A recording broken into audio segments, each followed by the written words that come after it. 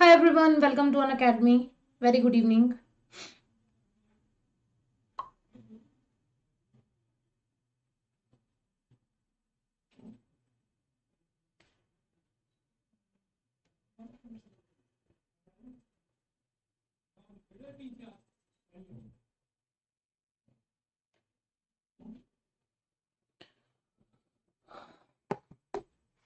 Hi everyone, सभी दोस्तों का बहुत बहुत स्वागत है अन अकेडमी यूजीसी नेट पे।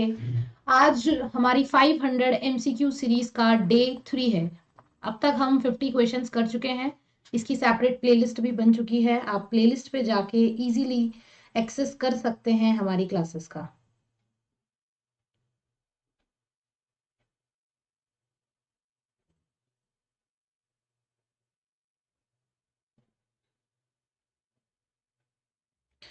जो भी दोस्त आज फॉर द फर्स्ट टाइम मुझे यहाँ देख रहे हैं, मेरा नाम है कृतिका पारेख। मैं अनअकैडमी पर एजुकेटर हूँ और May 20 से पढ़ाती हूँ इस चैनल पे। स्पेशली नेट कैटेगरी के स्टूडेंट्स को मैं गाइड करती हूँ पेपर 1 के लिए और पेपर 2 ज्योग्राफी के लिए। आप भी अनअकैडमी पर मेरी फ्री क्लास का हिस्सा बन सकते हैं अनअकैडमी पर UGC 10 रेफरल कोड की हेल्प से। तो चलिए बिना किसी देरी के स्टार्ट करते हैं आज के अपने सेशन को। और आज के सेशन का पहला सवाल है आपके लिए। पीपीटी कहाँ गई? ओके, चलिए बताइए। Consider the following about the geography of Antarctic continent.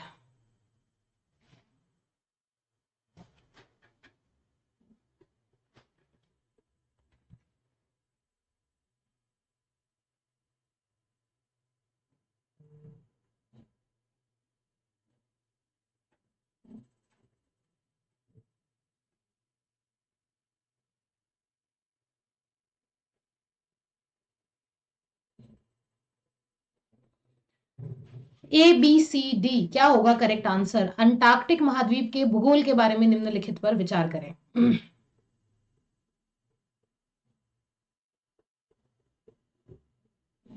आप लोग बोल रहे हैं only option number A, but the right answer is option number D, that none of these. ऐसा इसलिए है दोस्तों क्योंकि यहाँ पे पूछा गया है अंटार्कटिक के बारे में।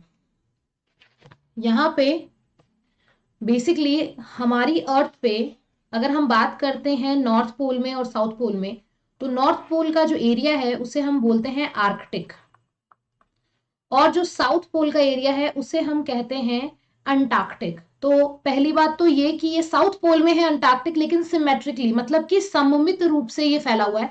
जबकि कोई भी कॉन्टिनेंट किसी भी हिस्से में सिमेट्रिकली नहीं होता है, तो ये कंप्लीटली असिमेट्रिकली फैला हुआ है। दूसरी चीज, ये आर्कटिक साइकिल के ऊपर बिल्कुल नहीं है, ये आपके अंटार्कटिक साइकिल के ऊपर है, क्योंकि आर्कटिक साइकिल नॉर्थ में आता है जबकि अंटार्कटिक साउथ पार्ट का हिस्सा है। तो इस वजह से हमारा जो राइट आंसर माना जाएगा वो होगा option number D, that none of these both statements are wrong. Wait a minute.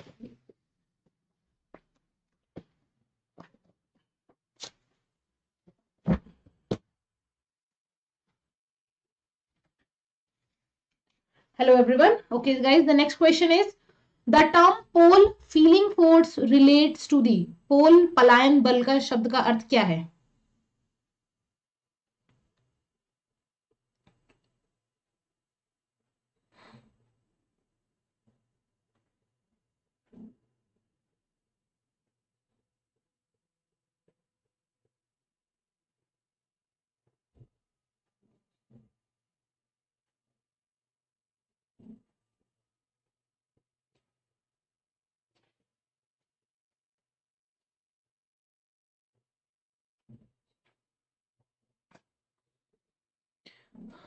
बताइए, ए बी सी या फिर D. Okay, so guys, the term pole feeling force relates to the outward direction forces associated with the spinning of earth. तो correct answer होगा option number C. Actually pole feeling force है सबसे पहले 1912 में Alfred Wegener ने develop किया था, जब उन्होंने कॉन्टिनेंटल ड्रिफ्ट थ्योरी प्रेजेंट की थी। अब उनकी थ्योरी आई थी जिसमें उन्होंने बताया था कि कैसे कॉन्टिनेंट पहले एक दूसरे से जुड़े हुए थे, बाद में by the time due to gravitational force, due to tidal force, इनकी वजह से क्या होने लगे, ये सेपरेट होने लगे।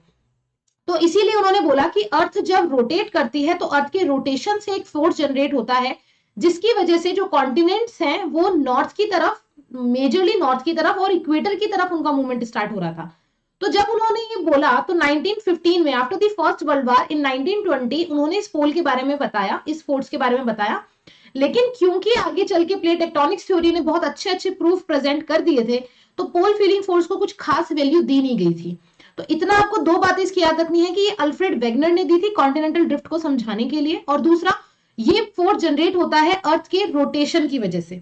तो correct answer option number C माना जाएगा।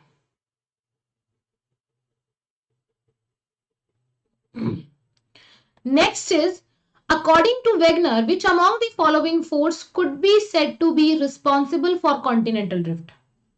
वेगनर के अनुसार निम्नलिखित में से किस बल को महाद्वीपीय बहाव के लिए जिम्मेदार कहा जा सकता है? Ridge push force, convection currents, magma force and tidal force.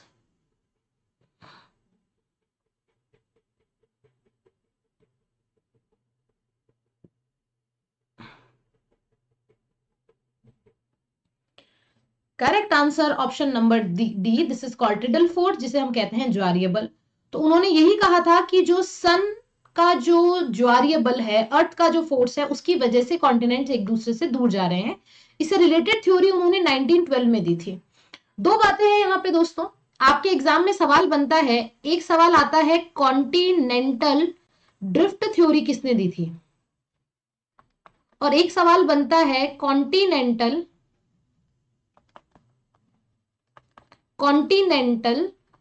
Hypothesis किसने प्रेजेंट की थी। तो कॉन्टिनेंटल हाइपोथेसिस 1908 में टेलर सर ने प्रेजेंट की थी, और उसी को बेस बना के 1912 में अल्फ्रेड वेगनर सर ने इसको प्रेजेंट किया था। फिर आगे चल के इसी थ्योरी के अंदर फिर कन्वेक्शन करंट थ्योरी आती है, जो आर्थर होम्स ने प्रेजेंट की थी 1928 में। उसके बाद में प्लेट टेक्टोनिक्स थ्योरी आती है, और आज तक प्लेट टेक्टोनिक्स के ऊपर काम जारी है। Very good. Next question is Which of the following evidence support the theory of continental drift? निम्नलिखित में से कौन सा प्रमाण महाद्वीपीय बहाव के सिद्धांत का समर्थन करता है?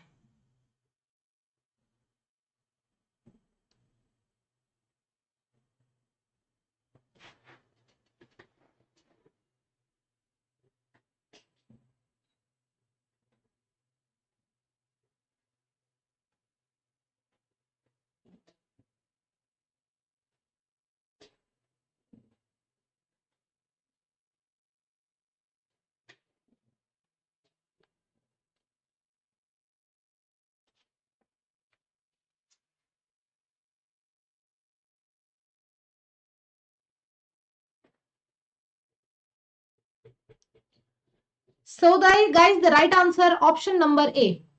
पहला यहाँ पे पूछा गया है कि एविडेंस कॉन्टिनेंटल ड्रिफ्ट से रिलेटेड क्या हो सकते हैं।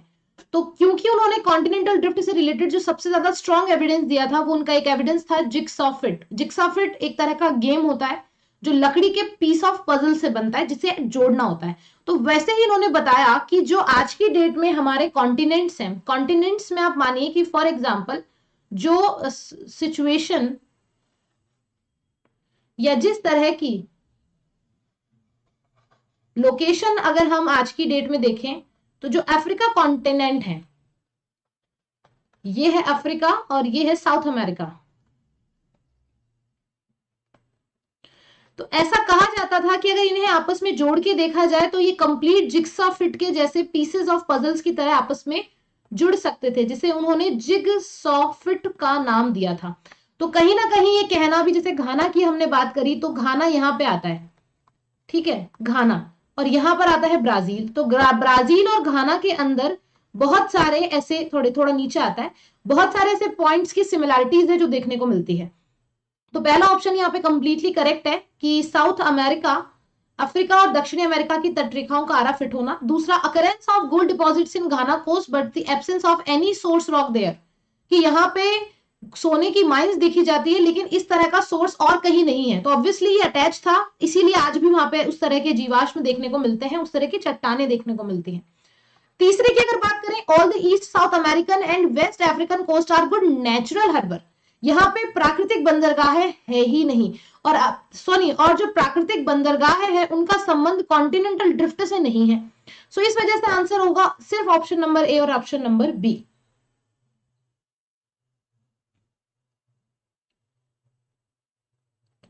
चलिए देखिएगा रोहित, एक बार पढ़िएगा।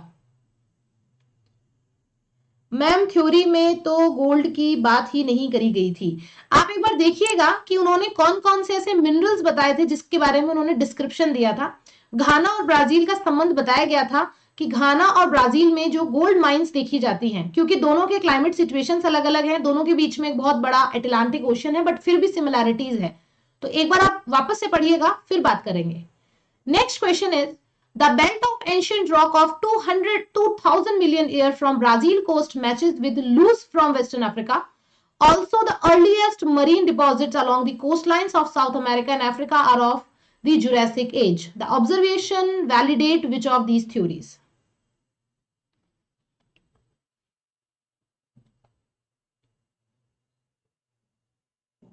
मुझे नहीं लगता है कि जितना बड़ा ये सवाल है उतना ही देर आपको आंसर बताने में लगेगी, क्योंकि अभी जो समझाया था बस वही से आंसर आपके लिए आ रहा है।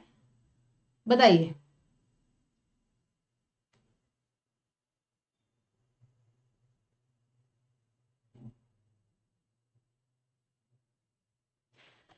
Correct answer option number C, obviously continental drift. Next, with the reference to plate tectonic, consider the following statement.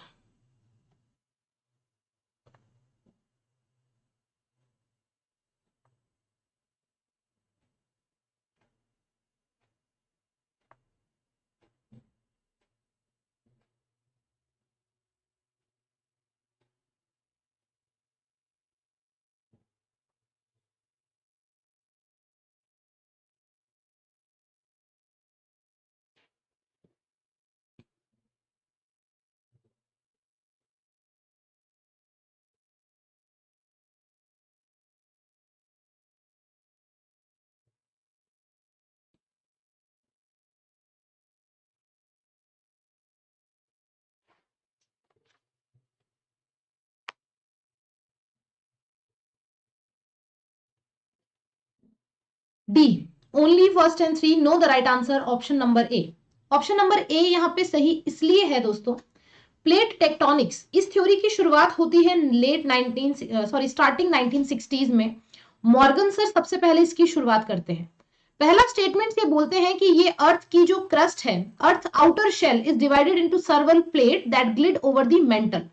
तो जिसे हम कहते हैं कि हमारी क्रस्ट के ऊपर 6 बड़ी प्लेट्स पाई जाती है, 7 मिडिल प्लेट्स है, 20 से ज्यादा छोटी प्लेट्स है। तो ये बात तो यहाँ पे करेक्ट है। दूसरे स्टेटमेंट्स को थोड़ा देखें, it is the another name for the theory of continental drift. बिल्कुल भी नहीं, क्योंकि प्लेट टेक्टोनिक के जो पॉइंट्स थे प्लेटों के मूवमेंट करने के, और जो कॉन्टिनेंटल ड्रिफ्ट के पॉइंट्स थे प्लेटों के मूवमेंट करने के पीछे जो रीजंस बताए गए थे दोनों ने, वो अलग बताए थे। कॉन्टिनेंटल ड्रिफ्ट कहती है कि टिडल फोर्स इज रिस्पॉन्सिबल, ठीक है। वहीं प्लेट टेक्टोनिक्स कहती है कि अर्थ के इंटरनल पार्ट में जो मैग्मा मौजूद है और उससे जो कन्वेक्शन करंट्स चलती है वो इसके लिए रिस्पॉन्सिबल है। तो इस वजह से ये ना ही कभी वेगनर सर ने प्लेट टेक्टोनिक्स जैसी बात पे कभी भी ध्यान दिया था, क्योंकि ऑब्वियसली थ्योरी उन्होंने प्रेजेंट की थी, तो उन्होंने कभी प्लेट टेक्टोनिक पे ध्यान नहीं दिया। तो it is not another name of the theory of continental drift, क्योंकि दोनों के ही रीजंस डिफरेंट है। थर्ड की अगर अपन बात करते हैं, it discard the convection geological view that there is a convection current flowing in the mantle. Obviously not. इनके लिए जो मेन रीजन था करंट्स के प्लेटों के मूवमेंट करने का, वो वहां पे पाई जाने वाली मेंटल में पाई जाने वाली करंट्स ही थे। इसी की वजह से मिड अटलांटिक रिड्स का निर्माण होता है, अलग अलग प्लेटें एक दूसरे से टकराती है। उन्होंने मेन रीजन कन्वेक्शन करंट्स बताई थी।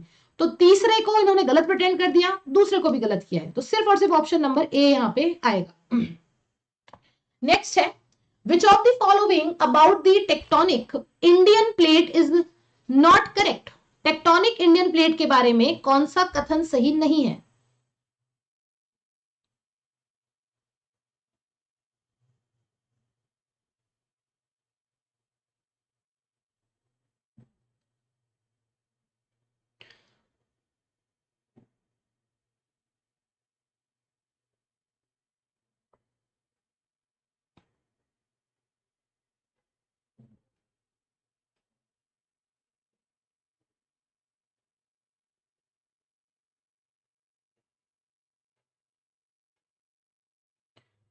कौन सा कथन सही नहीं है, बहुत बड़े बड़े शब्दों में लिखा है नॉट करेक्ट। अब भी अगर आप गलत बताएंगे तो फिर कोई नहीं रोक सकता आपका जेआरएफ।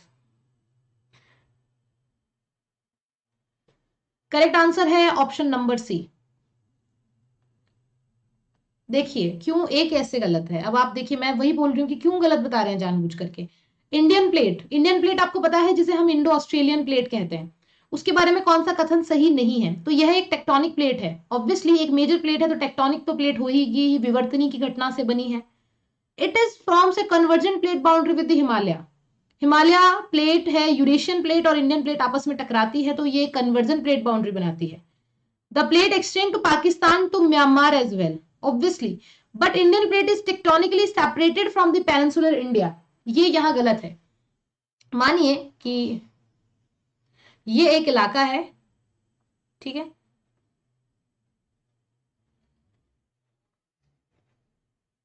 अब देखें,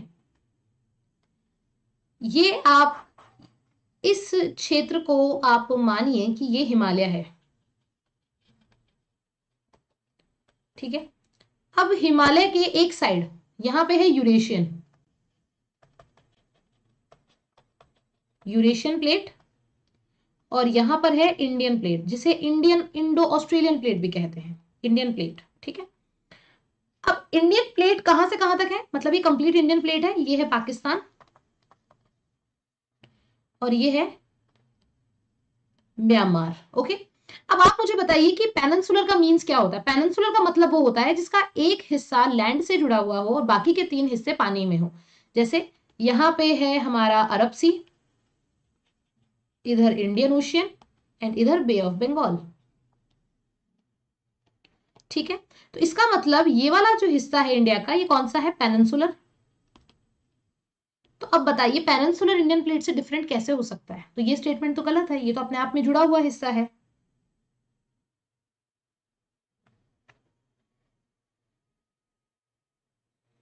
ठीक है, तो यहां पे करेक्ट आंसर क्या होगा आपका? Option number C. Next, sorry, lithospheric plate moves around very slowly, just a few millimeters each year. What is the reason behind this movement? Ocean currents, movement of magma inside the earth, formation of fold on earth crust and rotation of earth. Ma'am level बहुत अच्छा कर दिया आपने तो, परसों का एकदम different, thank you.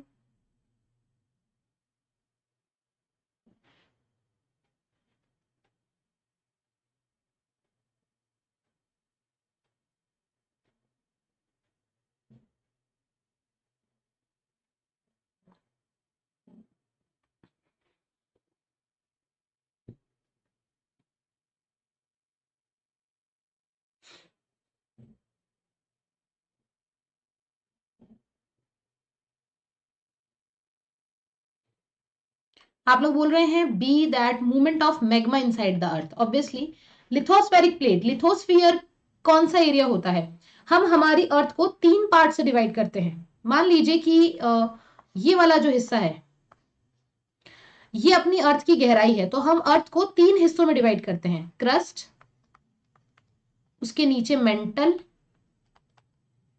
और उसके नीचे core. Crust, mental and core. तो क्रस्ट हम किसे कहते हैं? क्रस्ट हमारे लिए 0 से जो 50 किलोमीटर तक का एरिया होता है उसे हम क्रस्ट कहते हैं। उसके बाद में 50 किलोमीटर टू 2900 किलोमीटर तक मेंटल आता है and 2900 kilometre to 6650 something kilometre तक आपके आता है कोर। तो क्रस्ट एंड मेंटल मतलब 0 से लेके 100 किलोमीटर तक का जो एरिया होता है डेप्थ में, उसे हम लिथोस्फियर कहते हैं। आ गई बात समझ में? तो लिथोस्फेरिक प्लेट्स जो होती है, क्योंकि उनकी डेंसिटी कंपैरेटिवली कम होती है, तो मूवमेंट्स क्या होता है, बहुत ज्यादा इसमें होता है और हर साल मूवमेंट हो रहा है। जैसे आपने देखा mount Everest largest peak of the world है, कोई कहते हैं इसकी हाइट 8848 मीटर है, कोई कहते हैं इसकी हाइट 8850 मीटर है। तो जो 2 mm का डिफरेंस आ रहा है, यहाँ पे 2 मीटर का डिफरेंस आ रहा है, वो किस वजह से आ रहा है कि बाय द टाइम धीरे धीरे कोलाइजन की वजह से और इंटरनल पार्ट में जो मैग्मा है उसकी वजह से क्या हो रहा है, उनमें मूवमेंट हो रहा है, मूवमेंट होने की वजह से वो ऊपर की तरफ चल रहा है। ओशन करंट्स कभी नहीं हो सकती है क्योंकि ओशन करंट्स का कोई लेना देना नहीं होता है। ओशन करंट सिर्फ वहां की क्लाइमेट में, एनवायरमेंट में चेंज ला सकती है, इंटरनल पार्ट में चेंजेस कभी ओशन करंट से नहीं आएंगे, ना ही रोटेशन ऑफ अर्थ इसके लिए रिस्पॉन्सिबल है। Formation of folds on earth crust, this is the result. Lithospheric प्लेटें जो घूमती है उसका रिजल्ट है फोल्ड्स बनना, ना कि उसका रीजन है। There is a difference between result and reason. Reason होता है पहले, रिजल्ट होता है बाद में. तो ये रिजल्ट है, हमें चाहिए था रीजन. रीजन है ऑप्शन नंबर बी. नेक्स्ट, अगला है the Indian plate extend to.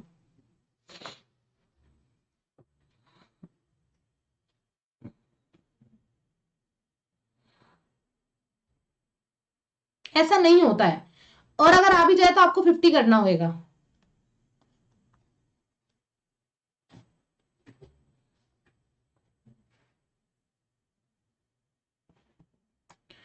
आप लोग बोल रहे हैं दोनों, दोनों कैसे हो सकते हैं? देखिए, यहां पे पूछा गया है भारतीय प्लेट का विस्तार. तो पहली बात तो ये कि रखाइन माउंटेन ऑफ म्यांमार, दूसरा है किरथर माउंटेन ऑफ पाकिस्तान. तो मेनली बात यह है कि जो हमने थोड़ी देर पहले बात करी थी कि इसका जो एक्सटेंशन है वो पाकिस्तान से म्यांमार तक है. तो यहां पे पर्टिकुलर नेम भी आ चुका है कि किरथर माउंटेन पाकिस्तान में और म्यांमार में रखाइन माउंटेन. गुड. कुछ लोग मेरी बात में आ जाते हैं, कुछ लोग नहीं आते हैं, थोड़ा सा कंफ्यूज करने की कोशिश करते हैं लेकिन हो नहीं पाते हो. अच्छी बात है. Next, consider the following statement.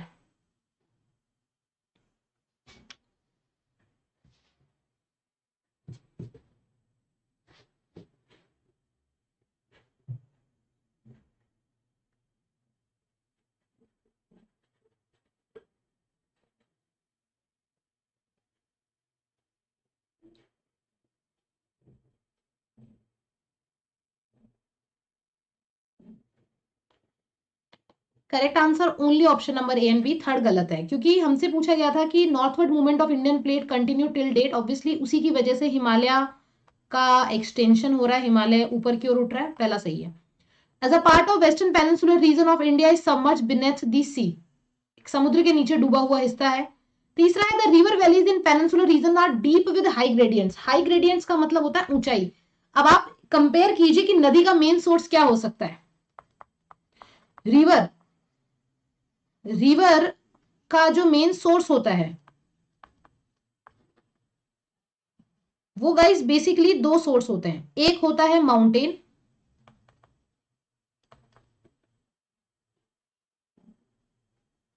और एक होता है ग्लेशियर. ठीक है, माउंटेन एंड ग्लेशियर. अब आपको पता है कि ग्लेशियर के लिए एक जिसे हम कहते हैं टेंटेटिव हाइट का होना बहुत जरूरी है, कि एक पर्टिकुलर हाइट का होना जरूरी है. ठीक है, क्योंकि माउंटेन्स के पास में जो रिवर का सोर्स बनता है वो रेनफॉल बनता है. ठीक है, और जो ग्लेशियर्स के पास में बनता है वो मेल्ट आइस बनती है. जो आइस मेल्ट होती है उसकी वजह से बनता है. तो एक चीज यहाँ पे सोचने वाली बात यह है कि ग्रेडियंट किसका ज्यादा होगा, जो बारहमासी नदियां होगी. क्योंकि माउंटेन जो रेनफॉल पे डिपेंड करती है वो मौसमी नदियां होती है कि जिनमें साल में 6 से 7 महीने अच्छा पानी रहता है और कुछ टाइम के लिए वो सूख जाती है. जो नदियां ग्लेशियर से बनती हैं वो 12 महीने तक कंटिन्यू रेनफॉल देती है. जैसे कि एग्जाम्पल लीजिए कि इंडिया के अंदर गंगा रिवर है, यमुना रिवर है, गंगा यमुना राम गंगा, ये पूरे साल फ्लो करती है. वहीं दूसरी तरफ गोदावरी है, कृष्णा है, कावेरी है. इनका जो वाटर लेवल है वो डाउन चला जाता है. क्यों? क्योंकि गंगा का जो मेन सोर्स है वो ग्लेशियर्स है, जबकि जो कावेरी कृष्णा का जो मेन सोर्स है वो क्या है, माउंटेन है. और माउंटेन किसके ऊपर डिपेंड करते हैं, बारिश पे डिपेंड करते हैं. तो ऑब्वियसली यहाँ पे आने वाली जो रिवर्स है पेनिनसुलर इंडिया की, उनके क्योंकि वो माउंटेन पे डिपेंडेंसी है और वहां के माउंटेन्स की जो हाइट है वो 2000 टू 3000 के बीच में. 3000 तो खैर है ही नहीं, 2000. यहाँ की सबसे ऊंची चोटी है साउथ इंडिया की, जो सह्याद्री की सबसे ऊंची चोटी है वो है कलसुबाई, 2000 कुछ मीटर उसकी ऊंचाई है. तो इनका ग्रेडियंट कंपैरेटिवली इनसे कम है. तो हाई ग्रेडियंट तो आपको जो ग्लेशियर से रिवर्स आ रही है उनमें ज्यादा देखने को मिलेगा, ना कि माउंटेन वाली रिवर्स में. तो इस वजह से ये लाइन यहाँ कहना कि प्रायद्वीपीय क्षेत्र में नदी घाटियां उच्च ढाल वाली गहरी हैं, ये गलत है. नदी घाटियां आपको देखने को मिलेगी हिमालय क्षेत्र में जहां पे उच्च घाटियां पाई जाती है. ठीक है, next, consider the following statement about sea floor spreading concept.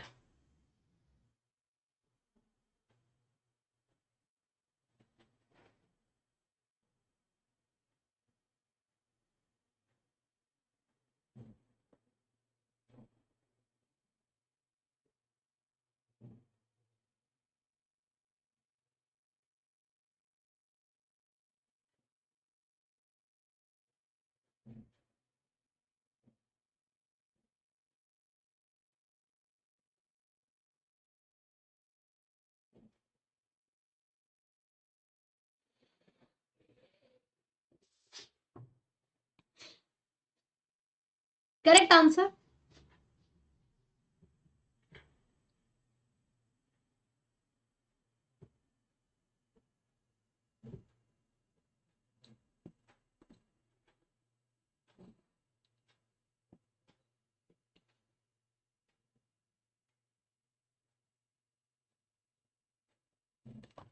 Option number C, दोनों स्टेटमेंट्स यहाँ पे सही हैं। समुद्र तल का प्रसार, सी फ्लोर स्प्रेडिंग, बहुत ही इजी कॉन्सेप्ट ये दिया गया था। सी फ्लोर स्प्रेडिंग का मतलब यही था कि फॉर एग्जांपल मानिए कि ये हमारी अर्थ का क्रस्ट पार्ट है, ठीक है, क्रस्ट पार्ट है। अब जैसा कि हम जानते हैं कि क्रस्ट से थोड़ा सा जब हम निचले हिस्से में जाते हैं तो मेंटल पार्ट आता है, ठीक है। मेंटल पार्ट में भी कुछ जगह ऐसी आती है जहां पे एक अच्छी तादाद में लावा मौजूद रहता है, ठीक है। तो मान लीजिए कि ये वो जगह है जहां पर एक अच्छे अमाउंट के अंदर लावा मौजूद था। अब ये लावा क्या करेगा, धीरे धीरे ऊपर की तरफ मूवमेंट करता है, और जैसे जैसे इसका ऊपर की तरफ मूवमेंट बढ़ता जाता है कुछ ऐसे इनका मूवमेंट होता है, ठीक है। अब मान लीजिए कि जब बैक टू बैक इस तरह के मूवमेंट होंगे, ठीक है, तो धीरे धीरे ये जो मैग्मा है ये भी बाहर की तरफ मूवमेंट करेगा, और एक टाइम ऐसा आएगा जब ये इनको स्प्रेड करता हुआ यानी कि इनको तोड़ता हुआ बाहर आकर के जम जाएगा। तो अब इससे क्या नई चीज यहां पे बन रही है, नई चीज यहां ये बन रही है कि ये जो क्रस्ट पार्ट थी ये तो यहां से खिसक जाएगी, ये तो यहां पे खिसक जाएगी, और यहां पे क्या होगा, न्यू क्रस्ट का फॉर्मेशन हो जाएगा। न्यू क्रस्ट का फॉर्मेशन हो जाएगा, क्यों, क्योंकि ये आपका क्या कहलाएगा, लावा। लावा से क्या बनती है, इग्नियस रॉक,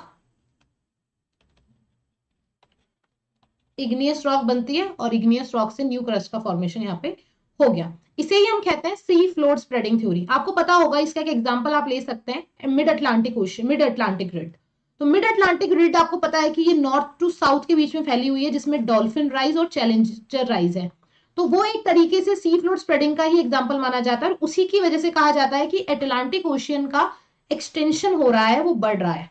अब इससे रिलेटेड दो बात ये बोली गई थी कि constant eruption that crest of oceanic ridge cause the rupture of oceanic crust and the new lava waits into it pushing the oceanic crust on the other side. The ocean floor get pushed due to volcanic eruption that crest sink down at the oceanic trench and gets consumed. इसे हम subduction कहते हैं इसकी आम भाषा में। Beni of sir ने इसको बनाया था, इस वजह से इसे बेनी ऑफ जोन भी कहते हैं, जहां पर ये क्रिया होती है, और जो ये प्रोसेस है उसे सबडक्शन कहा जाता है। अच्छा, अगला सवाल है, विच of the following evidence support the hypothesis of sea floor spreading. निम्नलिखित में से कौन सा प्रमाण समुद्री नितल प्रसार की परिकल्पना का समर्थन करता है।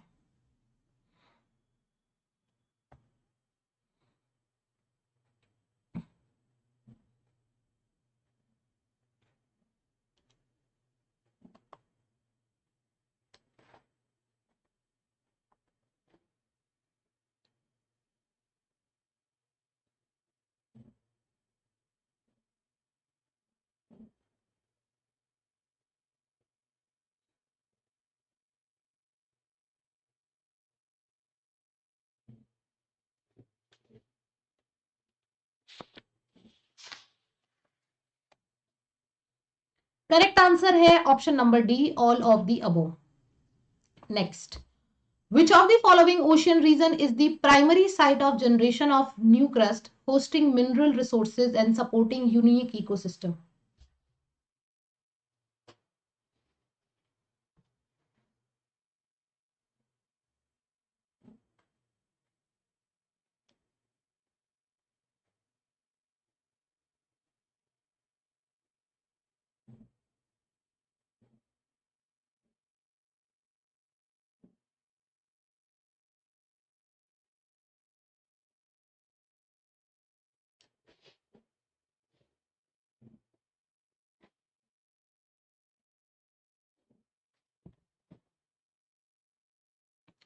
सही जवाब है ऑप्शन नंबर सी। इसमें आपको एक कीवर्ड ढूंढना था जिससे आपको पता चल जाएगा।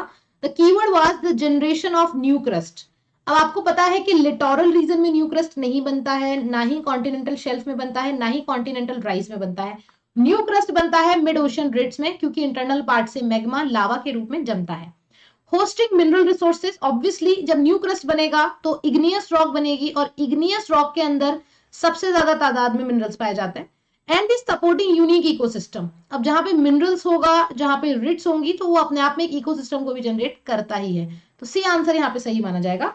Next is the action of the endogenic forces is not uniform, that thus the tectonically controlled original crustal surface is uneven. This can be attributed to factors like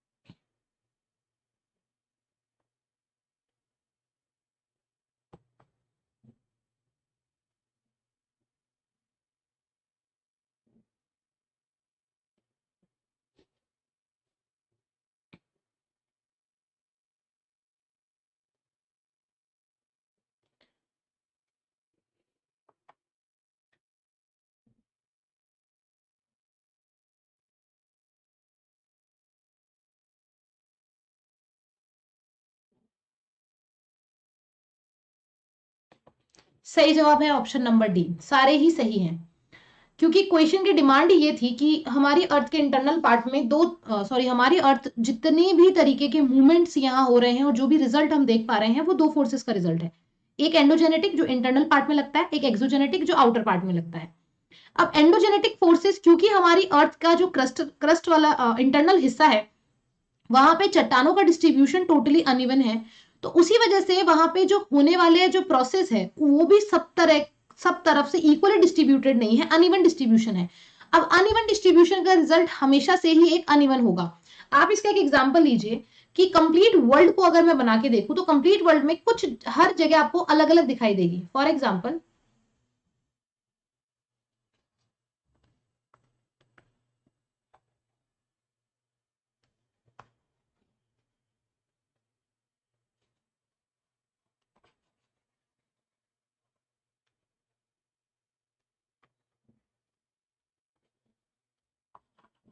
अब ये देखिए, अब हमारे वर्ल्ड में अगर आप देखेंगे तो यहां पर आपको देखने को मिलेगी mid Atlantic rid,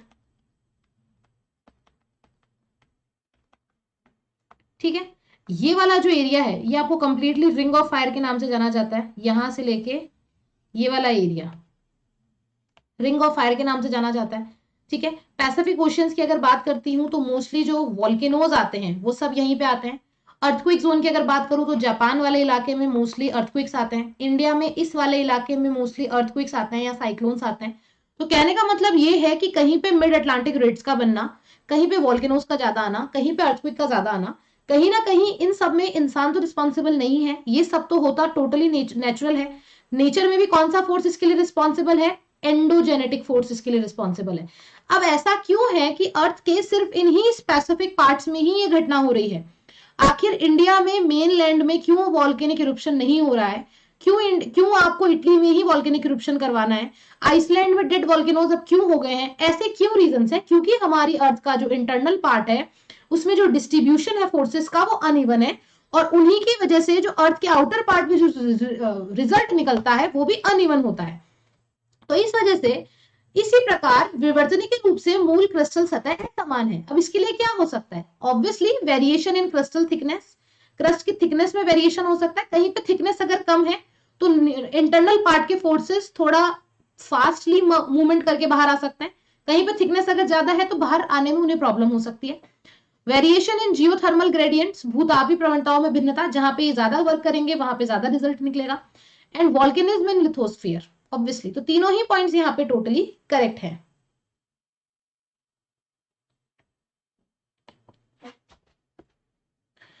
Which of the following forts can be said to be responsible for geomorphism, changing forms of earth? मैं मेरा अनअकैडमी कोर्स कंप्लीट हो गया है, अब सिर्फ पीडीएफ रीड करूं कि बुक भी?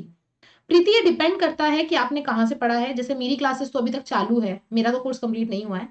अगर आपको ऐसा लग रहा है कि कंप्लीट कोर्स आपने कवर कर लिया है और आपको जो कंटेंट चाहिए था वो इनफ मिल गया है, तो डेफिनेटली आपने जो नोट्स बनाए हैं आप उसी को प्रिपेयर करें।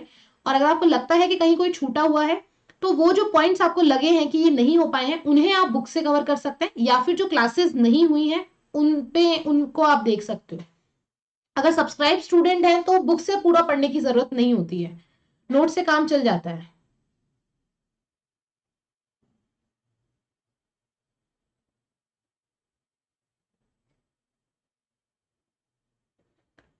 Correct answer option number D,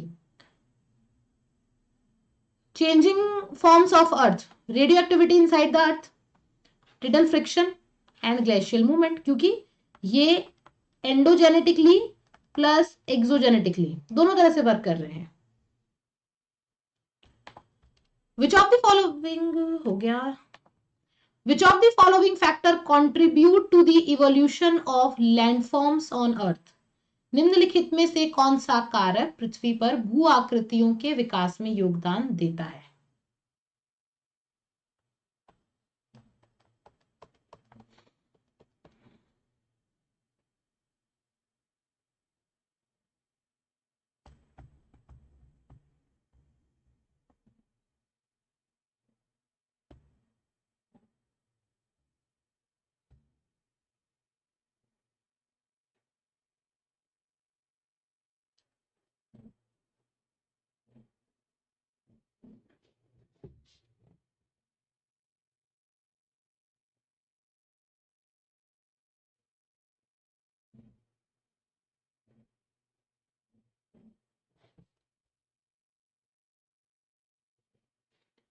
correct answer option number D, क्योंकि भू आकृतियों के विकास में योगदान देता है। भू आकृतियां किसका रिजल्ट है? दोनों तरह के फोर्सेस का रिजल्ट है। ये आपके इंटरनल फोर्सेस का भी रिजल्ट है और एक्सटर्नल का भी है।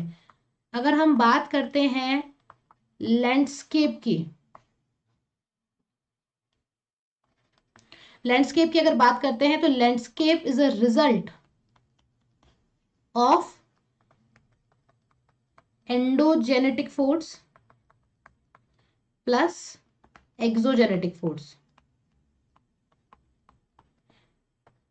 Endogenetic and exogenetic. अब एंडोजेनेटिक फोर्सेस से क्या हो सकता है? एंडोजेनेटिक फोर्स बेसिकली दो तरह से वर्क करते हैं, एक आता है सडन फोर्स, एक आता है डियास्ट्रोपिक फोर्स। तो जैसे मान लीजिए कि कहीं पे वॉल्केनिक इरुप्शन हुआ, वॉल्केनिक इरुप्शन से लैंडफॉर्म्स बन गई, अर्थक्वेक से डिस्ट्रैक्ट हो गया, या फिर मान लीजिए कि माउंटेन बिल्डिंग है, माउंटेन बिल्डिंग हो गया एंड कॉन्टिनेंट्स का बनना हो गया, कॉन्टिनेंट्स का फॉर्मेशन हो गया, ये तो आते हैं कुछ परमानेंट। एक्सोजेनेटिक फोर्सेस में क्या है? माउंटेन्स बनने के बाद में उसमें अलग अलग कट डाउन करना, डेन्यूडेशन, डेन्यूडेशन, ये किसका रिजल्ट है? एक्सोजेनेटिक फोर्सेस का रिजल्ट है। तो जो हमसे क्वेश्चन की डिमांड करी गई थी, उस डिमांड में यही था कि क्या इसमें रिस्पॉन्सिबल है। तो जैसे कि बात करते हैं मैग्मा, अर्थ के इंटरनल पार्ट में जो मैग्मा मौजूद है, मैग्मा मैग्मा से क्या आता है? मैग्मा से रॉक्स बनती है, ठीक है, मैग्मा से रॉक बनती है जिसे हम आपकी इंट्रूसिव इग्नियस रॉक कहते हैं, जैसे कि ग्रेनाइट। और इसी से आपके बैकोलिथ, फैकोलिथ, इस तरह की लैंडफॉर्म्स बनती है। तो ऑब्वियसली ये लैंडफॉर्म्स के फॉर्मेशन में रिस्पॉन्सिबल है। दूसरा आता है आपका growth and decay of vegetation, vegetation का बनना या उसका नष्ट होना, क्योंकि वेजिटेशन इरोजन में, वेजिटेशन डिपोजिशन में अपना इंपॉर्टेंट रोल प्ले करती है। इरोजन एंड डिपोजिशन, किसी भी चीज को काटना और जमाना, जैसे रॉक साइकिल है, rock cycle is a result of erosion and deposition. For example कोई इग्नियस रॉक है, इग्नियस रॉक का इरोजन कर लिया गया है, इरोजन करके उसको किसी जगह पे डिपॉजिट कर दिया गया है, तो वो कन्वर्ट हो जाती है सेडिमेंट्री रॉक में। तो कहीं ना कहीं रॉक्स का जो साइकिल चल रहा है वो इसके पीछे चलता है, फ्रॉस्ट एक्शन होता है जिसमें पाले की वजह से चट्टानों में टूटन फूटन होती है। तो यहाँ पे सारे पॉइंट्स अपने बिल्कुल क्लियर है।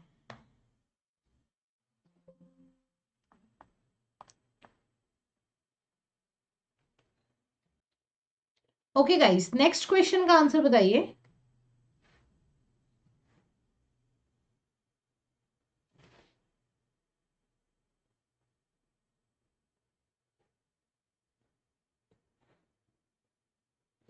Marble is related to limestone in the same way that,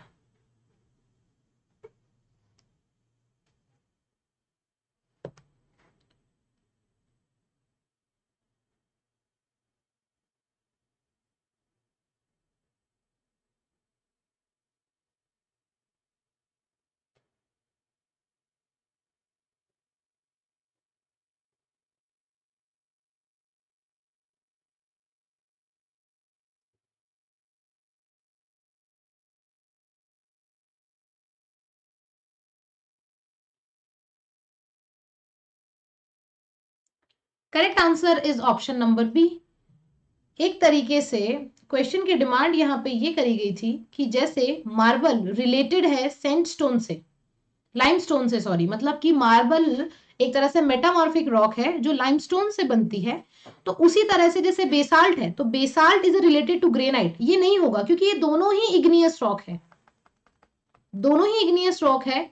जो बेसाल्ट है वो इंट्रूसिव इग्नियस रॉक है और जो ग्रेनाइट है वो extrusive, sorry basalt extrusive igneous rock है, ग्रेनाइट इंट्रूसिव है। Gravel is related to siltstone, दोनों ही सेडिमेंट्री रॉक है। Gneiss is related to marble, दोनों ही मेटामार्फिक रॉक है। तो यहां तो सिमिलैरिटी है, मार्बल एक तरह से मेटामार्फिक है और लाइमस्टोन आपकी सेडिमेंट्री है, तो वैसे ही स्लेट एक मेटामार्फिक है और शेल सेडिमेंट्री है। सही जवाब ऑप्शन नंबर बी। अगला, metamorphic rock are formed by increased, कायांतरित शैलों का निर्माण कैसे होता है?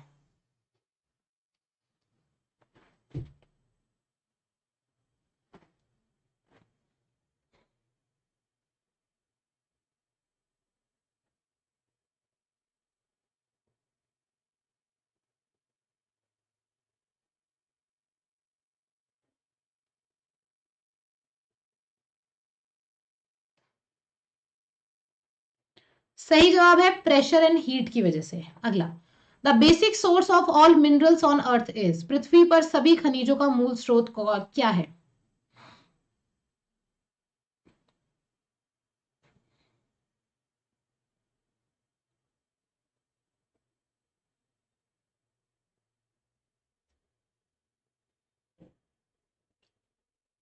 सही जवाब है option number C, magma. General सी बात है, अर्थ के इंटरनल पार्ट से मैग्मा निकलता है, ठीक है। मैग्मा रिजल्ट किस में आता है? इग्नियस रॉक में।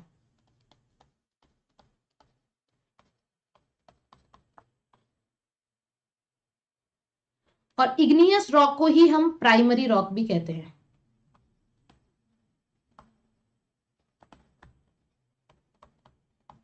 ठीक है। प्राइमरी रॉक से ही आपके बनती है सेडिमेंट्री और वहीं से आपकी बनती है मेटामार्फिक, और फिर आपके रॉक साइकिल कन्वर्ट होता है। तो magma is the main source of all rocks, तो सही जवाब होगा ऑप्शन नंबर सी। नेक्स्ट है, the major characteristics of Archean rock system is that. Good evening Shivangi.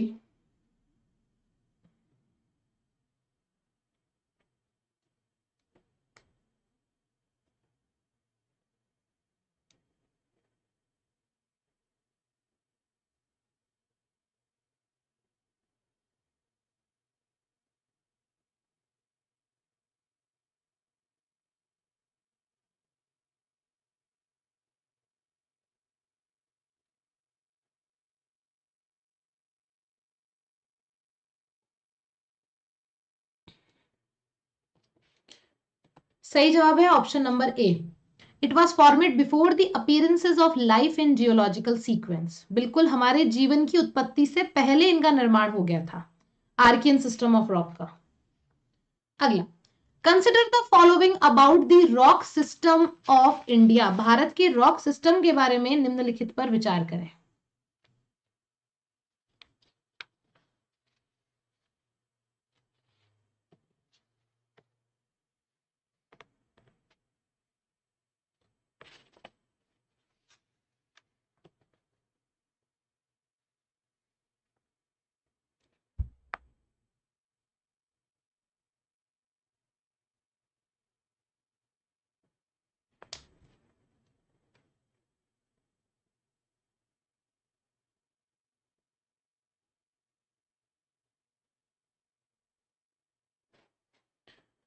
Guys correct answer होगा ऑप्शन नंबर ए।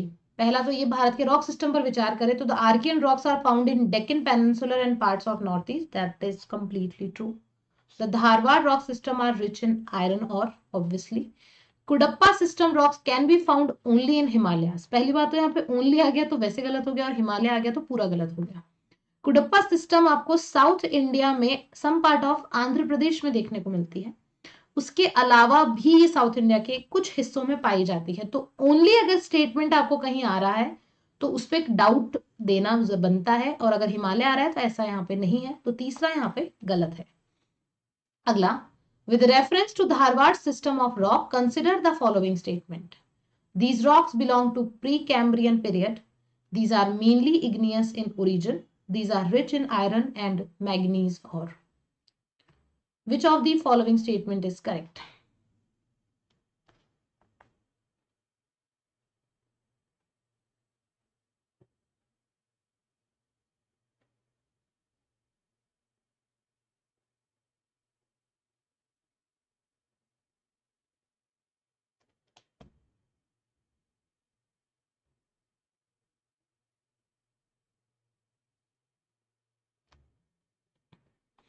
सही जवाब होगा यहाँ पे सिर्फ ऑप्शन नंबर 2, क्योंकि धारवाड़ सिस्टम ऑफ रॉक्स के बारे में पूछ गया।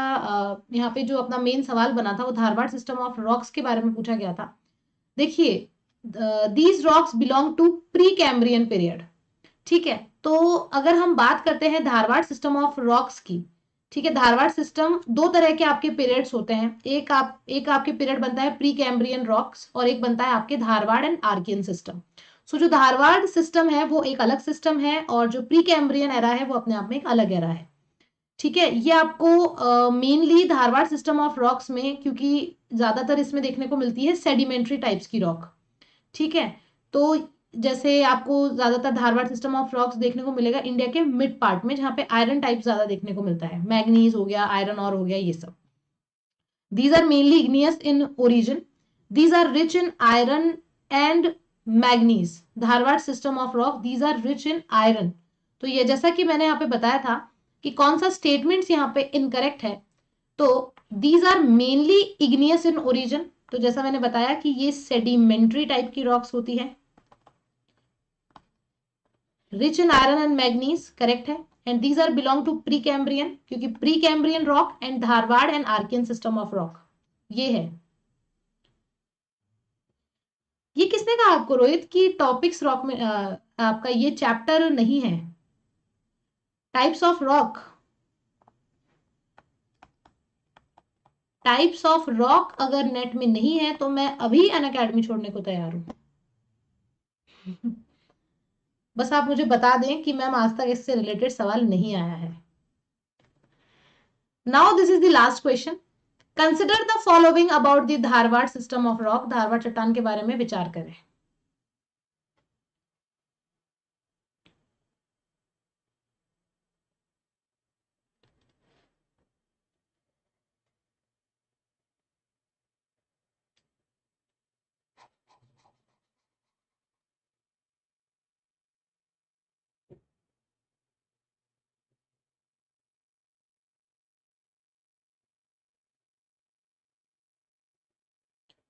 एयर मास टॉपिक नहीं है ना मैम? एयर मास कैसे नहीं है? एयर मास आपके साइक्लोन टॉपिक है, cyclone and anti cyclone.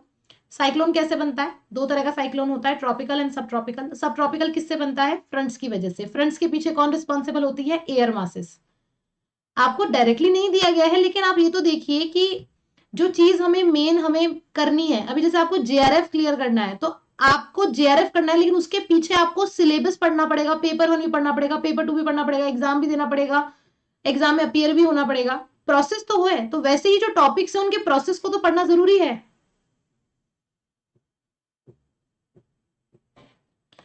Next है ओनली ऑप्शन नंबर 2 एंड 3। चट्टानों की धारवाड़ प्रणाली के बारे में यहाँ पे पूछा गया था। धारवाड़ सिस्टम जो आता है वो आर्कियन सिस्टम से लेट आता है, ठीक है। तो आर्कियन सिस्टम जो है वो भारत का सबसे ओल्डेस्ट रॉक सिस्टम है, ना कि धारवाड़, तो इसलिए पहला गलत है। It is contained metamorphic sedimentary rock and it's host gold mines. और जैसा कि किसने कहा था, रोहित ने कहा था कि मैम प्री कैम्ब्रियन ये सब नहीं है। देखिए, आपने जियोलॉजिकल टाइम स्केल अगर पढ़ा है तो उसमें ये सब है, और जियोलॉजिकल टाइम स्केल जरूरी हो जाता है कॉन्टिनेंटल ड्रिफ्ट को समझने के लिए और अर्थ से रिलेटेड हाइपोथेसिस को समझने के लिए। तो जितनी भी हम हाइपोथेसिस पढ़ते हैं, चाहे वो ओशियन से रिलेटेड हो, जियोमार्फोलॉजी से रिलेटेड हो, उनके लिए जरूरी है जियोलॉजिकल टाइम स्केल को पढ़ना, ठीक है जी। चलिए जी, तो आगे के जो क्वेश्चंस हैं वो अब हम करेंगे हमारी कल की क्लास में। कल की क्लास होगी आपके लिए 3 बजे। इसी के साथ साथ मैं आपको बता दूं कि अब हमारी क्लास स्पेशल अनअकैडमी ऐप पर भी हो रही है। जो कि एब्सोल्युटली फ्री क्लास है, और ये मैं 4 PM पे ले रही हूँ ये क्लास। तो ये क्लास हमारी मंडे टू सैटरडे होती है शाम को 4 बजे, कल है। तो आप अनअकैडमी लर्निंग ऐप डाउनलोड नहीं किया है तो कर लीजिए, इंस्टॉल कर लीजिए। और इंस्टॉल करने के बाद में, क्योंकि अनअकैडमी पर बहुत सारे कोर्सेज चलते हैं, तो आपको माई गोल्स पे जाके सर्च करना है NTA UGC net. NTA UGC net search करने के बाद में आपको सारी क्लासेस मिल जाएगी, और उसमें आपको एक बार सर्च बार पे जाके ऐप पे कृतिका पारिक नाम से मेरी प्रोफाइल को सर्च करना है। कुछ ऐसी प्रोफाइल मेरी आपके सामने आ जाएगी, उसे आप फॉलो करिएगा। फॉलो करने के साथ में ही आपको मेरी जो अभी न्यू सीरीज चल रही है उसकी सारी लिंक क्लासेस के दिख जाएंगे। तो जो क्लासेस हो चुकी है वो भी आप देख सकते हैं, और जो होने वाली है उसमें आप एनरोल करा सकते हैं। अब क्योंकि आप फर्स्ट टाइम जा रहे हैं तो आपको क्या करना पड़ेगा, आपको पूछा जाएगा आपका एक इनवाइट कोड। इनवाइट कोड लगाना कंपलसरी है, तो आपको फ्री में कोड लगा देना है UGC10।